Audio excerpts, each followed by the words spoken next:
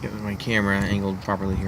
Hi everyone, this is Mike, and it is time for my review of Killing Floor 2. Killing Floor 2 is a first-person shooter and it is a very bloody first-person shooter. It's multiplayer focused, but you can play by yourself if you want. But I highly recommend that you play with friends because there's not a whole lot going on for it other than uh, playing with your friends, playing with other people, really. But basically, you shoot a bunch of monsters listening to a bunch of solid state bands. Basically, you listen to a bunch of really heavy hardcore and metalcore bands while shooting a bunch of really like ugly looking monster creatures. It's pretty typical, co-op shooter type of experience. It's a bloody good time. Not a whole lot going on for it, but if you have friends that are into that, it's a fun time. So I can recommend it for that reason. It's free now for Plus members. I wouldn't recommend buying it, but if you're interested in playing a fun little shooter with your friends, a little fun co-op shooter, it's free now for Plus members. So I would recommend that you download it if you have friends that are into that type of stuff. Download it now for free if you're a Plus member and you've got friends. Definitely do that if you want some. If you got friends that are into that and you enjoy playing this type of co-op shooters and you just want to kill some time and have a little bit of fun. It does get pretty intense. It does, and it has that going for it, and also because of that, you really shouldn't play by yourself. I don't recommend you play alone. They do lower the difficulty when you play alone. I was able to get to the final boss by myself, or in a wave, but the bosses are impossible to beat unless you're with friends, and even then it's tough. But at least with other players, you can beat a boss. But it's better to play with friends than with strangers, because when I was playing with strangers because I don't really have any friends that play with me on PlayStation. And I have friends on PlayStation, but they don't really play with me on PlayStation because they have different games than I do. But I was trapped in a corner and no one would save me. Everybody was outside and I was trapped in a corner somewhere and I was surrounded by enemies at one point.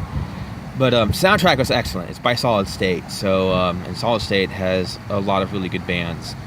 I don't know how their Christian fans are gonna feel about that, or more so their parents about those bands being in an M-rated game. I know you can adjust the blood, but why would you want to? First of all, why would you want to reduce the blood? And two, that's not gonna really fly in Christian bookstores, although they're not really relevant at this point when it comes to, at least not when it comes to, media other than books, because digital media is kind of replacing, going out and buying anything. But all of that. The only really negative thing I can say about the game itself is I understand why they make you reload a lot, because it's designed to keep you from going at it alone and trying to keep people working together. I get that, but they go a little overboard with it, because I got a gun and I had to reload my gun before I even used it, and this was at the final at a boss wave. So I had to reload my gun before I even got to use it. And I was constantly reloading all the time. And I didn't mind having to constantly reload, because I get it. You're supposed to rely on your teammates, so that's why they make you reload all the time. But it was so overboard that I had to reload my gun as soon as I got it. And that's a little bit much. But that's really the only criticism I have about the game itself. This is, like I said, this is an intense game, but it's not something that I'm going to be playing a lot, or probably at all, unless I have friends that want to play with me.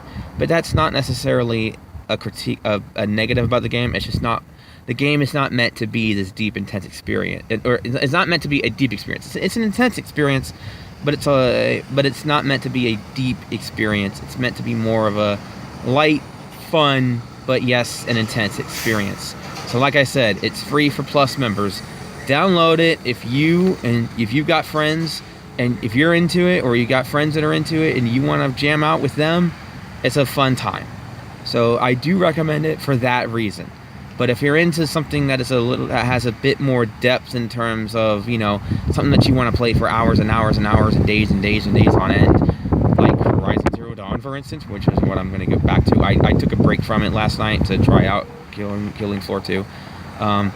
If you're into something with a lot more depth, I wouldn't recommend this too much. But if you want something a little bit more light on substance, but still intense and challenging and a fun time with your friends, I can recommend it for that reason, especially now that it's free for Plus members.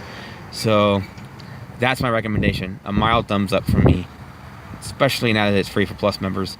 Not sure if I would recommend paying for it though, but for free, definitely.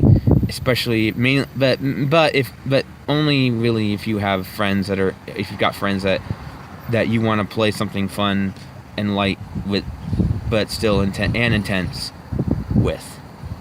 You get what I'm trying to say. If you want something that is fun, challenging, intense, but light, not very deep in terms of coming back to it, for weeks on end.